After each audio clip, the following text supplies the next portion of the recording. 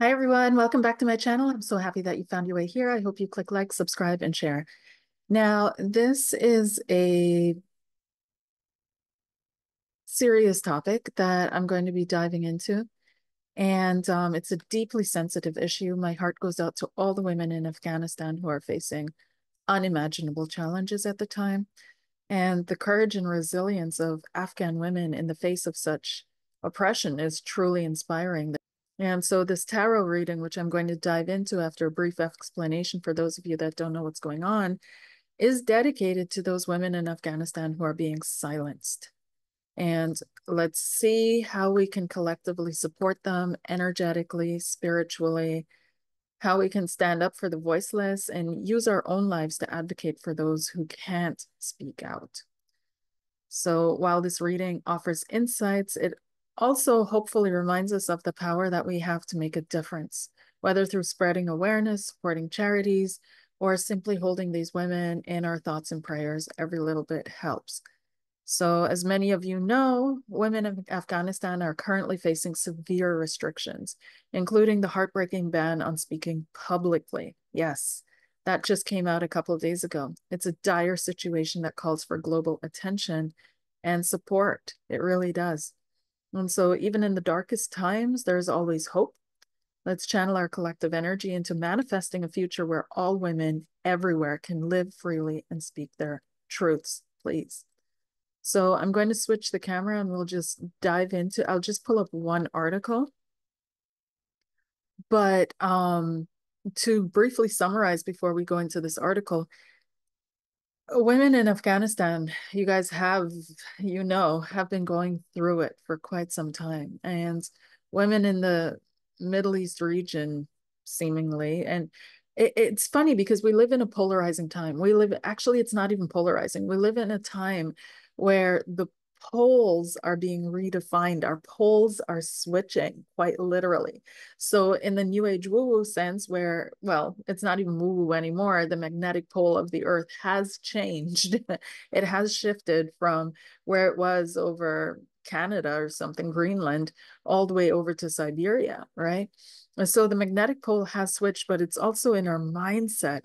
The poles the that we previously had that defined our sense of reality and what was right or wrong, these are all shifting. So we had it with gender and sexuality and the poles that were set in the past and how they're being redefined now. We have it with ethnicity and nationality, where people are still struggling to grasp that the ethnicity can be different, although the nationality is the same. A lot of people still tie together ethnicity and nationality in their minds, but nowadays it's not the same at all.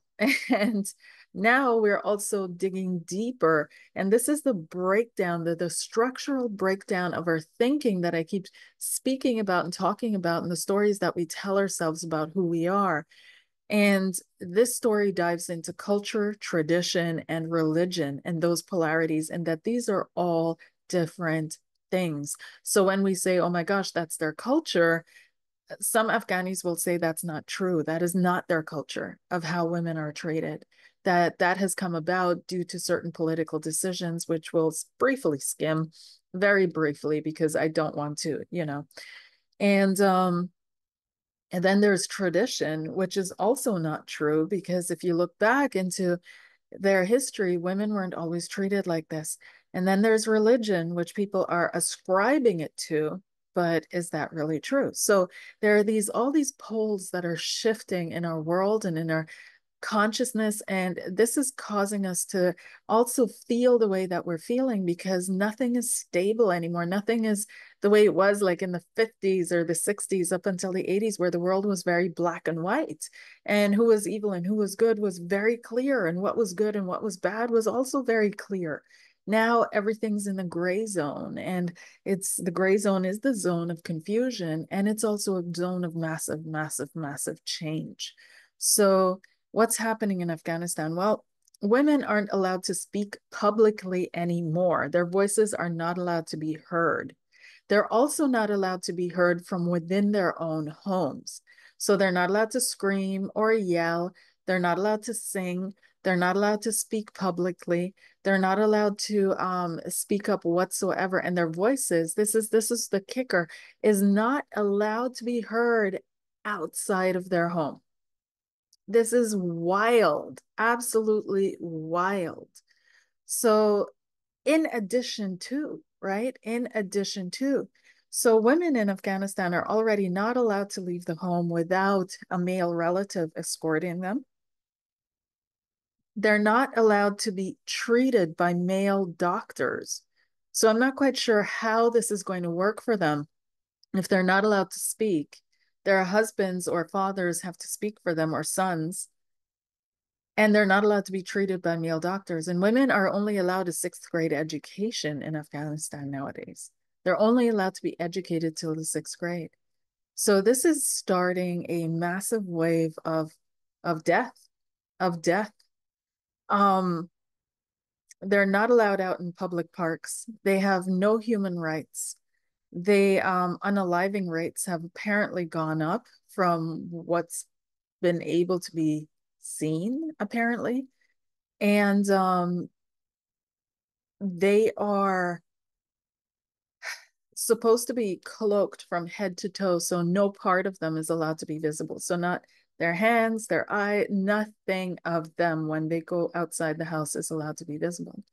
So I can just imagine the mental health issues, right? Not allowing being allowed to leave the house. That's like a social anxiety, all these other things, the excessive shyness, not allowed to mature or grow into mature women. So I'm not quite sure what this is. Is this the fear of women or what is going on here? Because how can this be sustainable? How can societies like that can't survive a long time? Like it just makes no sense, quite literally. And part of the problem is, of course, fundamentalism. And this fundamentalism has gotten to the point that it's gotten to because it was funded. It was funded in order to break down regimes, in order to create political drifts or currents that would support the interests and the agendas of the country that funded those fundamentalist groups. Because Afghanistan wasn't always like this. So these groups are now in power and they're doing what they've always said they wanted to do. And they've been trained, they've been monetized, they know how to handle and take care of themselves. And everybody's acting like this is tradition or this is the religion when it's not. It's absolutely not. It's not tradition, it's not religion. It is certainly a part of their current culture, but cultures are allowed to grow, evolve, and change. So we pray and we hope that they will find some solution to this state of being because it's unsustainable. So let's briefly have a look at, I won't bore you too long or too much. I know everybody has the attention span of a fly. It's like, so here is the article of The Guardian. Frightening Taliban laws bans women from speaking in public. And we'll just go through a little bit, point by point, a little bit of the points, right? So they published a host of new vice and virtue laws last week, and women must completely veil their bodies, including their faces, in thick clothing at all times in public to avoid leading men into temptation and vice. Women's voices are also deemed to be potential instruments of vice. They're too intimate, and so will not be allowed to be heard in public under the new restrictions. Women must also not be heard singing or reading aloud, even from inside their houses. Whenever an adult woman leaves her home out of necessity, she is obliged to conceal her voice, face, and body, the new laws state. Out of necessity. Wow.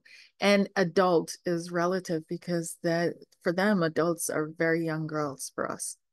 So from now on, Afghan women are also not allowed to look directly at men if they are not related to by blood or marriage, and taxi drivers will be punished if they agree to drive a woman who is without a suitable male escort.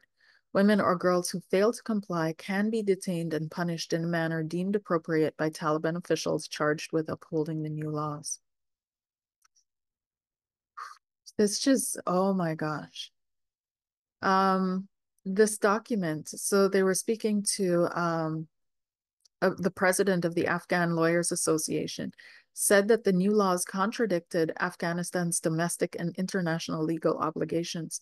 It not only violates Afghanistan's domestic laws, but also broadly contravenes all 30 articles of the Universal Declaration of Human Rights.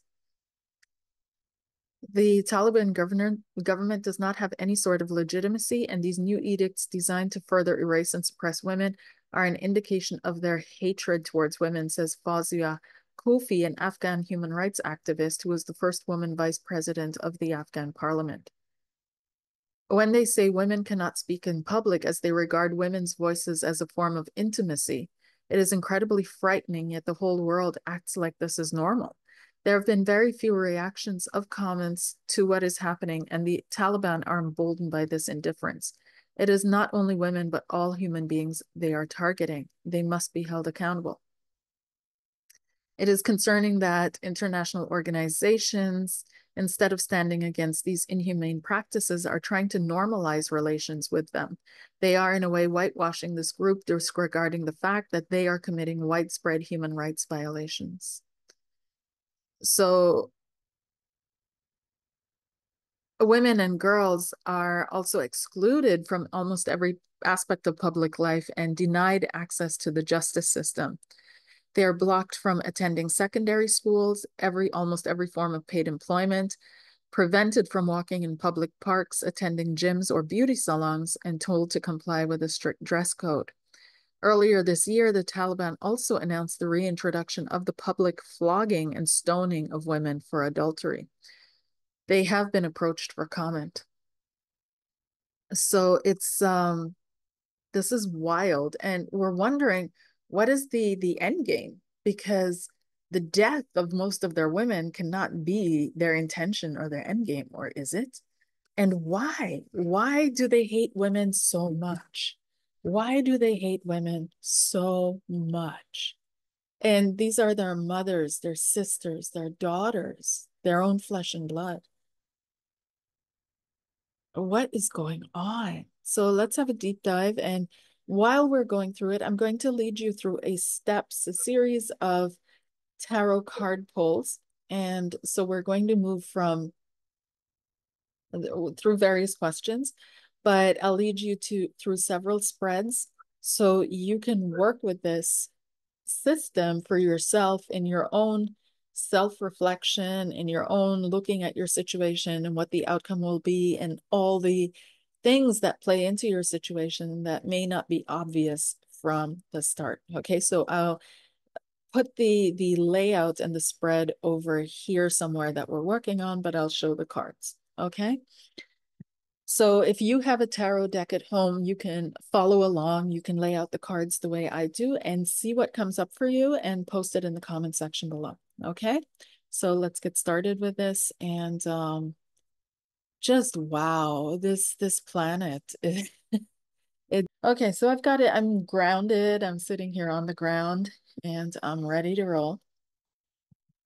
And so I'm just going to, I like the couch in my back. Everybody's like, Karleen, just sit on the couch. I always do this and watch TV. But let's focus in on the topic at hand here. And so I'm starting off with the Celtic cross. Now the Celtic cross is an oldie but goldie. And it really gives a comprehensive overview of what's going on. And so the first card that is put down, and I'm going to do the absolute Celtic cross. So the absolute Celtic cross for me has two. This is according to the Golden Dawn. So the Golden Dawn has a series of finding the significator, a series of steps. I'm going to skip those steps and I'm just going to pull a card. But there is a system to finding the true significator. And then there's another card that comes on top of the significator card. And so we're focusing in on this situation with Afghanistan. So Afghanistan and its women and what the situation is. A description is the second card. The third card is what's crossing it or what's working against it. Then the bottom card underneath is what's underneath this whole situation. The top card is the ideal that is being followed by the power players in the situation. Then we have the past. Then we have the future. Then we have, usually this card is about how people see themselves in the situation. So how Afghanistan sees itself, how others, the outer world, views Afghanis or Afghanistan. And for some reason, I'm getting pulled two cards, so I'm just going to stick with it. Tarot is very intuitive. Just follow your flow. The hopes and fears and the outcome of this situation. So we're asking the tarot about the situation of Afghani women and all the restrictions that are being placed on them at this time.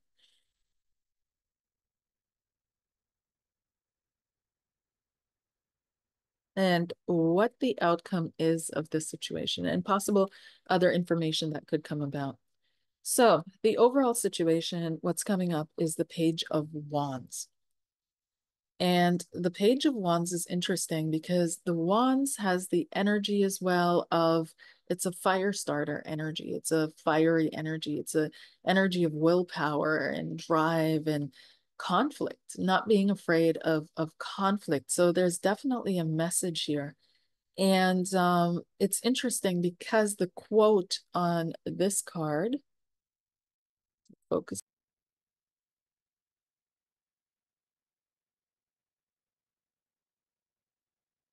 teaching the teachers, right? So we see here, he began to speak boldly in the synagogue. And it's interesting how the tarot picks up speaking.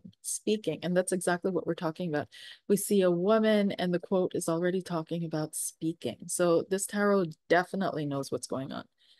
So in the synagogue, when Priscilla and Aquila heard him, they invited him to their home and explained to him the way of God more adequately.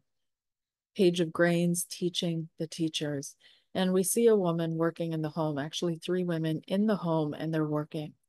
So there is this well,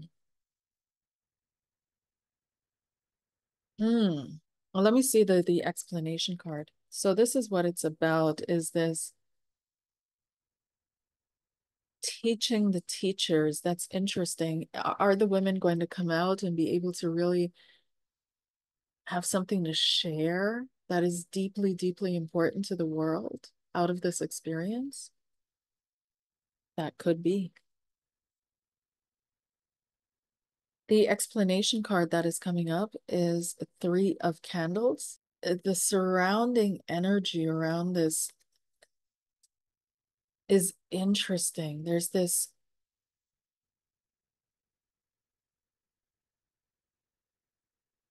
keeping them away from the call of other cultures, other ways of being, other ways of doing things, seeing things, going about things. That's what it feels like.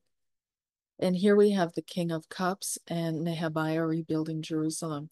Come, let us rebuild the wall of Jerusalem, and we will no longer be in disgrace. It's a pride, a male pride thing, a male pride thing. That's all it boils down to. Is they want to rebuild this vision of Afghanistan.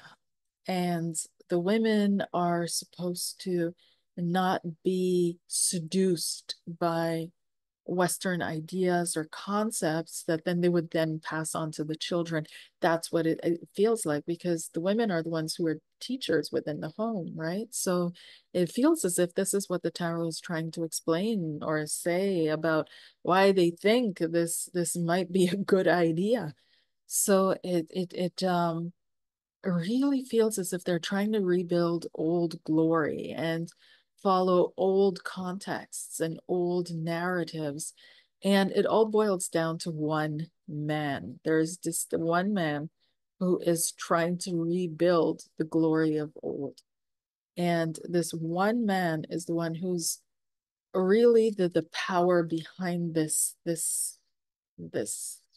thing moving forward. The ultimate agenda. So this bottom card is showing the subconscious of this group in Afghanistan that is pushing this agenda. We've got the Knight of Coins. I keep telling people this is my narcissist card in the deck. It's a very narky card in its negative energy. and very narky characteristics. So Jacob served 7 years to get Rachel, but they seemed like only a few days to him because of his love for her. Jacob works for Laban. Now, this is interesting because in this context, the card is almost saying that there's a something else behind the scenes of this that nobody's seeing or knows about, that what's happening is only what's visible on the surface, that this whole thing is serving some other agenda or some other context that is not visible on the surface, that a lot of people don't know about, can't see, but there's something about this serving something or someone else, the highest that they can think of.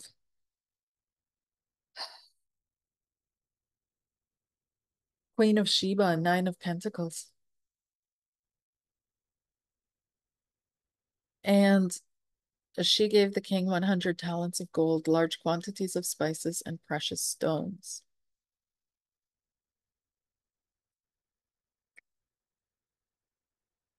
This is interesting because this is kind of going against what it seems like on the outside. It seems on the in this reading as if they are actually treating or thinking that they're treating their women as their jewels or their highest good, their most prized possession. And this is actually a protection move, a protection for them to keep their most valuable safe. Maybe that's how they're explaining it to themselves. I'm not quite sure, but this is also what's coming out of these cards here. Now, in the past, there's a lot of nostalgia, the Ten of Cups, a lot of looking back to the past and saying, oh, the glory days, the good old days. That's when everything was perfect. That's when everything was the way it was supposed to be, the days of the prophet, and so on and so forth. And it's they're really trying to rehash the past, but they're moving into a time of temptation. They don't even, or recognition that this is temptation, that they're being tempted. They have a choice now what they're going to build, and but unfortunately they see the temptation on the outside, they don't see it within themselves, and that's a big problem. Is there's literally no self-reflection here, none. So how Afghanistan sees itself is literally as this beautiful, bright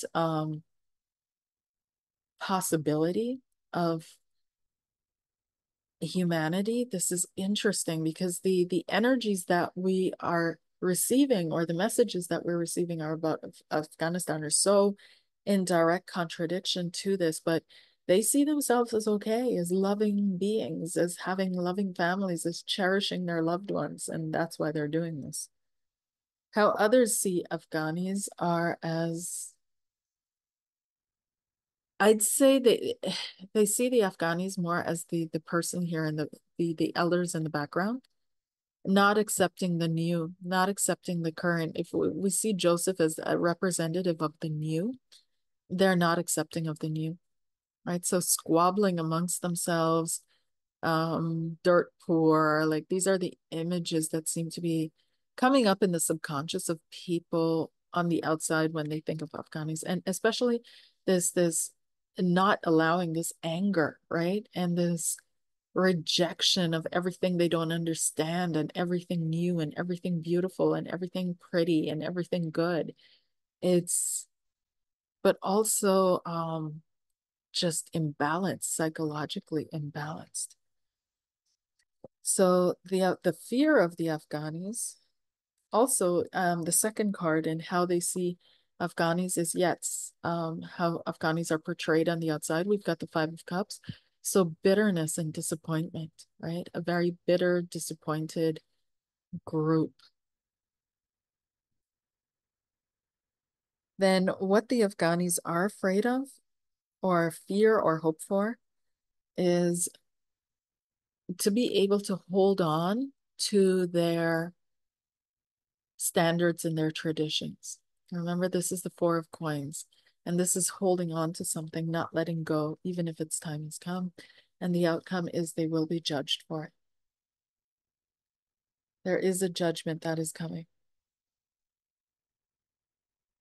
So this judgment can, of course, be the world looking on at them and saying, you guys are not progressive. You're nothing that we want to emulate. This is barbaric. And I don't feel it affects them though, because they've completely deluded themselves that they're actually doing the right thing, that they're keeping their women safe and they're keeping the apples of their eyes that they love, this representation, this female representation of the goodness of a lineage or the goodness of a line, safe from harmful outside influences. That was a 10 card spread, which gave us a pretty general overview. And we can go deeper in the 10 card spread, of course, by pulling additional cards and cards that explain a little bit more. But since we're moving through these various spreads on this topic, I won't do that. And we'll get the explanations elsewhere. So now let's focus on the 7 card, sorry, arc. This is the horseshoe layout. And it gives us a timeline of events as well. So the card in the middle is where I start off with, and that's where the situation is at now. And again, 2 cards come out, so I'm just going to leave it. Then we have first on the left. So this is the recent past. First on the right, recent future. Again on the left, recent past. Long-term past. Again on the right, long-term future. Then underneath is the intention or the agenda behind this. And that's what we really want to know is what is the end game of this? And again, the top card is the highest thought, but also how they will represent themselves on the outside.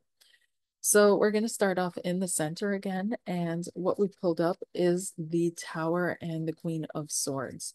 And the Tower and the Queen of Swords in the center is indicating that the situation is going to come to justice soon. This won't last long. It is not sustainable. It cannot sustain itself.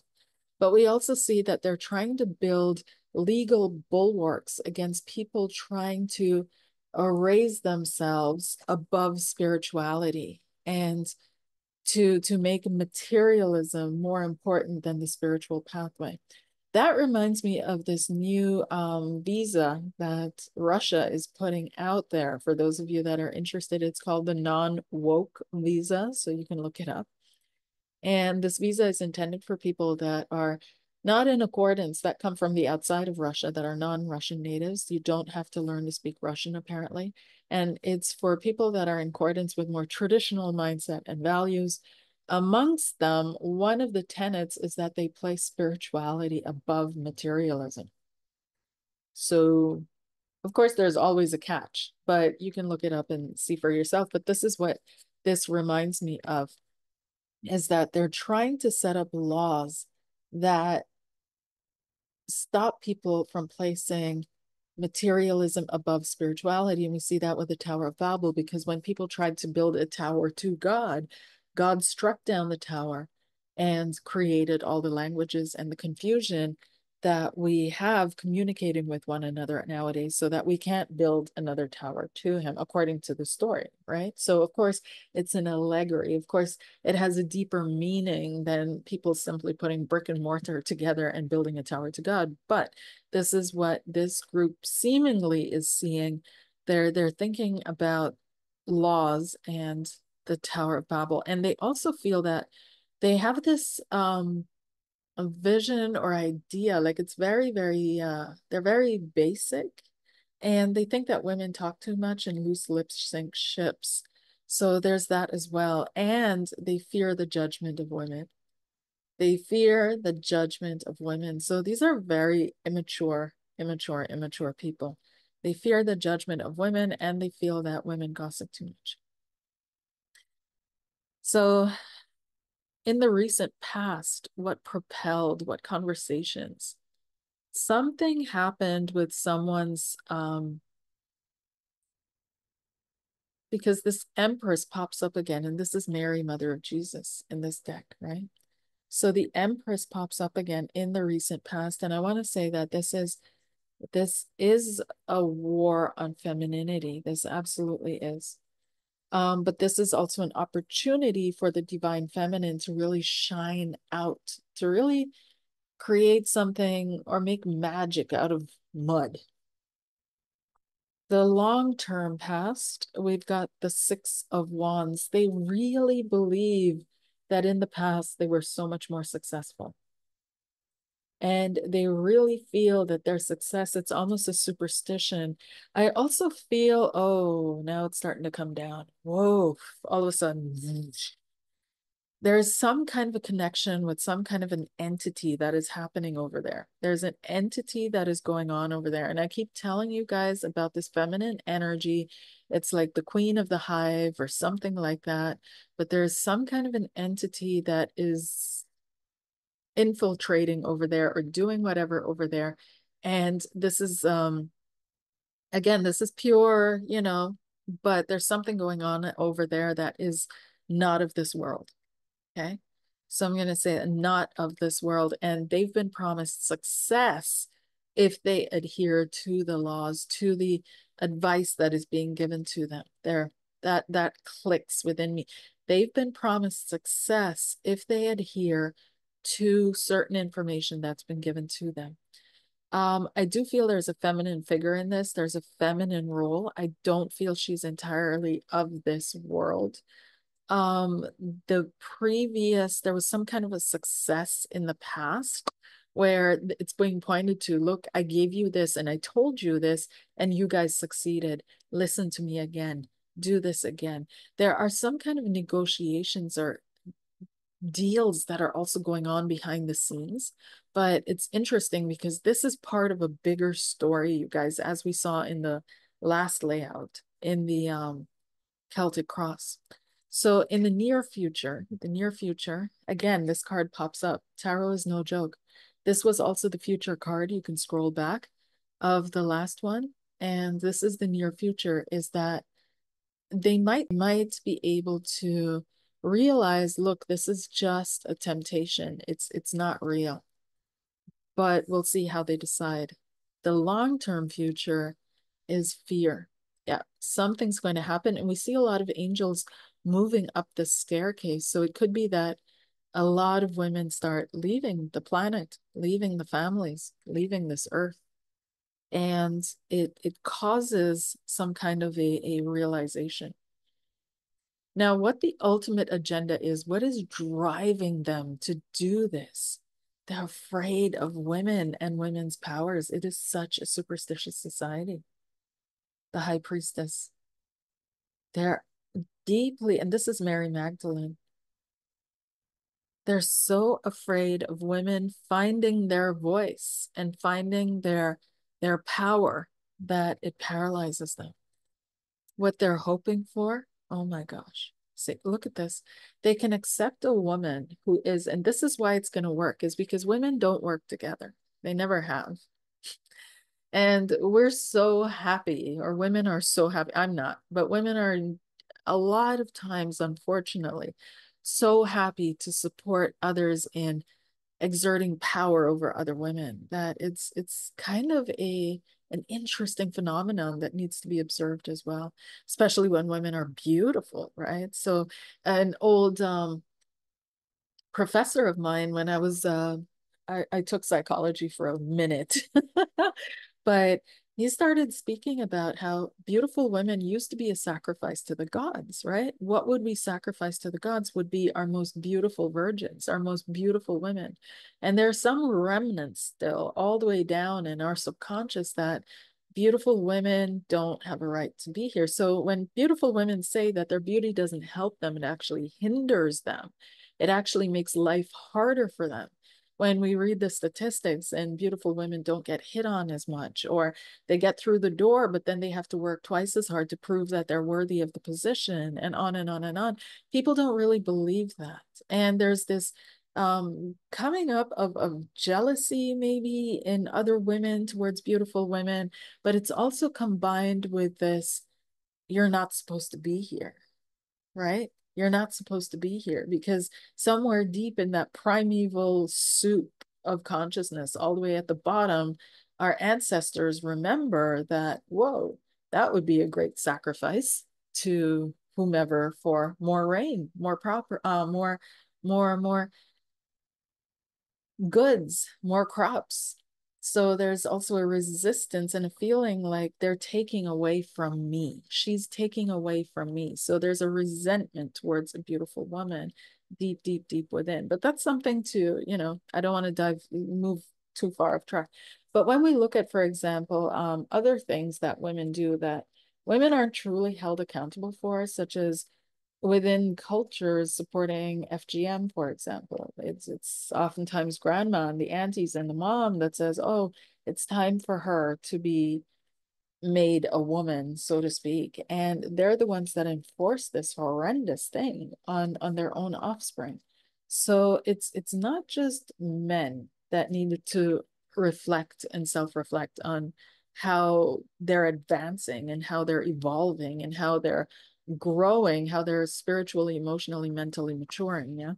And we're seeing here, to get back to the card, sorry for that little sidetrack, that we have at the bottom as the agenda is the high priestess. And again, this feminine energy that also plays a role, but also the fear of the woman finding her strength.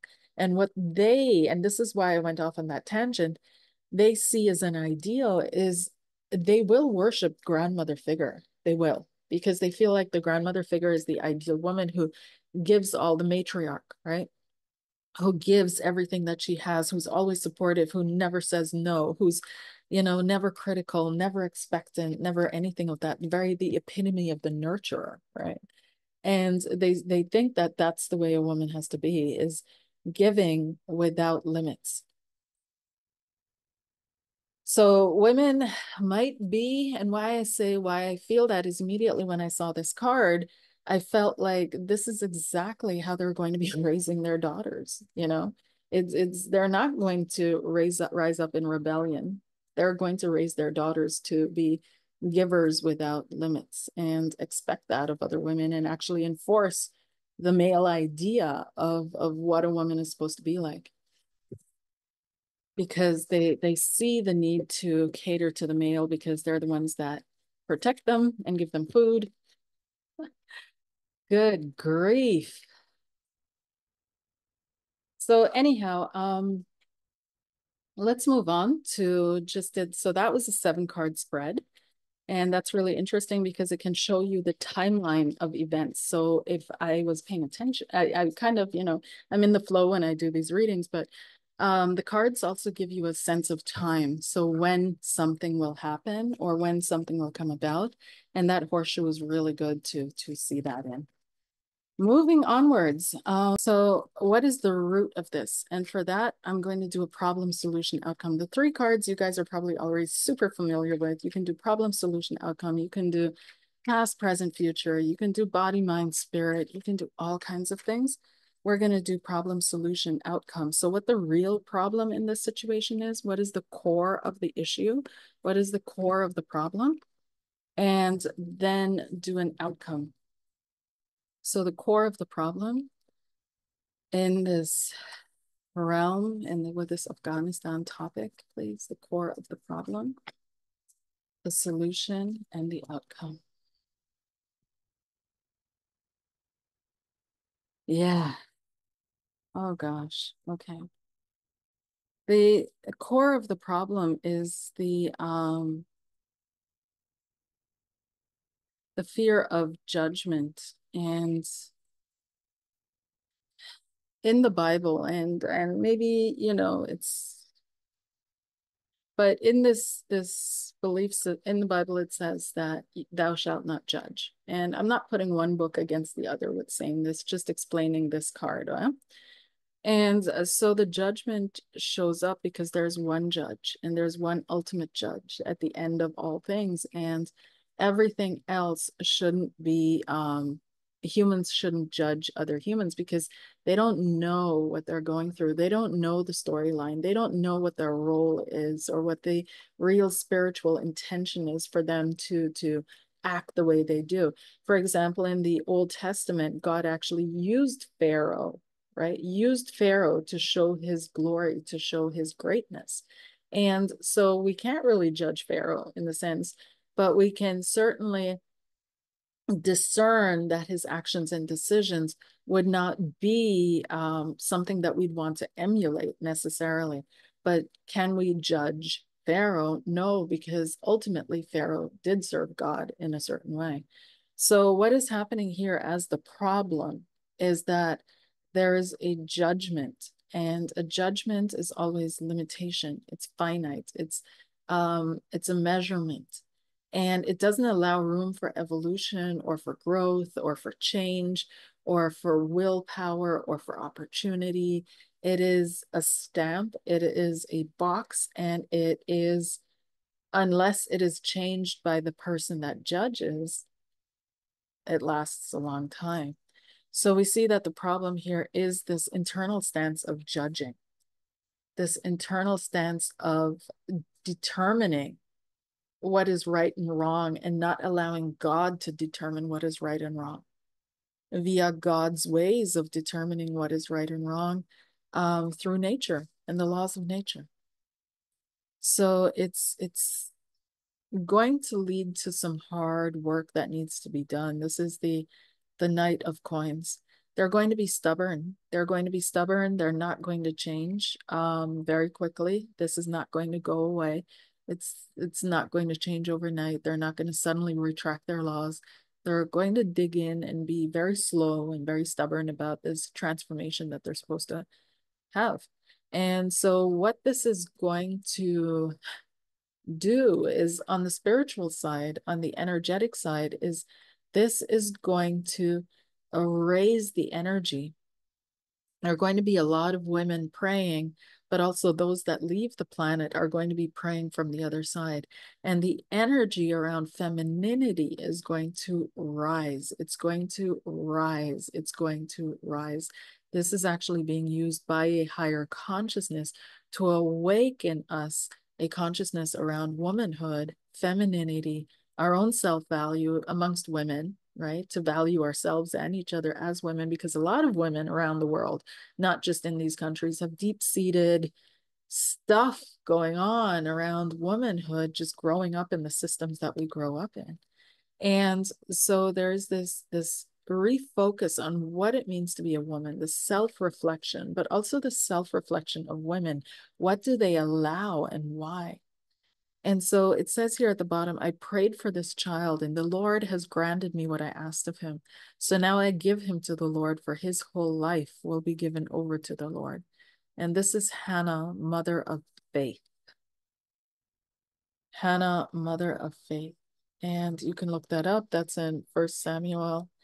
And so it's a resurgence of faith. This is literally, and that's why the Pharaoh came up for me in the explanation. God used the Pharaoh as well to strengthen faith, to strengthen the faith amongst people, to show his greatness. And this is another opportunity for that. So there is a judgment coming, and I'm not quite sure where that judgment is coming from. I don't know. I don't want to say.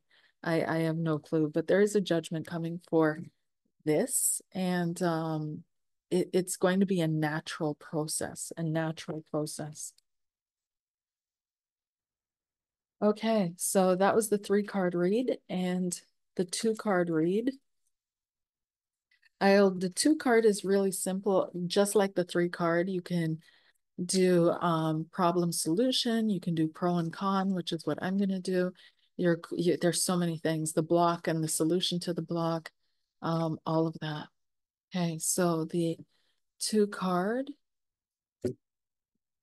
and I'm asking for the pro and the con. What does Spirit see as the pro of the situation, and what does Spirit see as the con of the situation, or what's working against it? And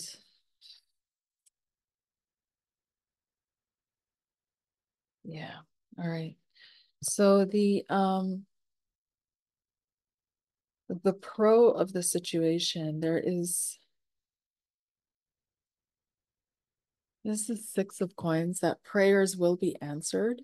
This is there's a generosity coming in, a generosity of spirit, a generosity of the times. This is going to grow, that people will just help each other without questions without asking too much. It's just going to be such an intense time there that people will actually get closer together. This is not going to, surprisingly, drive people more apart. They're going to get closer together and they'll be more willing to help each other. So that's a pro. The con, however, is the total dictate of religion over what is taught and what is learned. So these men are actually dictating the evolution of consciousness in that country. The growth of consciousness, the growth of awareness, the growth of mind, the growth of thinking. They're dictating that in that country instead of it organically happening and people or women allowed to think and create and do for themselves. It's being very consciously funneled and channeled. Now, I do feel that they're doing this because they see some kind of a strife or a war on the horizon. Yes, and that's the card that came out, was the Death card. They see something huge coming on the horizon and in those lands, and they're prepping for it. I don't know further more than that, but that's what I'm picking up. That's what I'm feeling. And this is part of the prep for something massive that they see happening or coming down the pipes in the near future. Okay, you guys, that's it. And I hope you join me in praying for our sisters over there and that it somehow we on this planet find a solution to just get along. There's nowhere else to go. We're not going anywhere for a very long time. This is it. This rock that is hurtling through space and rotating around the sun as it hurtles God knows where, to the center of the universe, as far as we know. There's nowhere to go. And for some reason, we've all been put here on this planet. We've been put here as we are, as we are. And for some reason, certain people have taken it upon themselves to say that you're right, you're wrong, as you are. And not looking into the deeper aspects of things, of why people are the way they are, or that we all have a right to be here, you know? And it directly ties back to the narratives, of course, that we tell ourselves, the stories that we tell ourselves. And it's time to change those. We have to let go of the past, you guys. We have to change these stories now and tell ourselves a new story, sing a new song, and really visualize, because that's what we're so good at as human beings, is visualizing and then creating based on our visions a beautiful new humanity, a beautiful new tomorrow. And we can still make that happen. We absolutely can. So thanks for watching, and I'll see you on the next one. Take care. Adios. Bye.